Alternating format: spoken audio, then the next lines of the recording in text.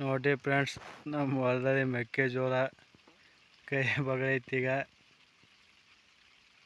ನೋಡ್ರಿ,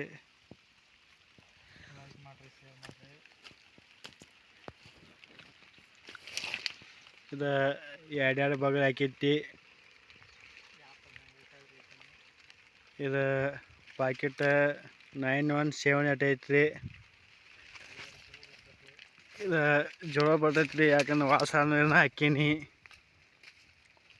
ಇದು ರಿಸಲ್ಟ್ ನನಗೆ ಗೊತ್ತೈತ್ರಿ, ಅದಕ್ಕೆ ನೀವು ಇದನ್ನ ಹಾಕ್ರಿ.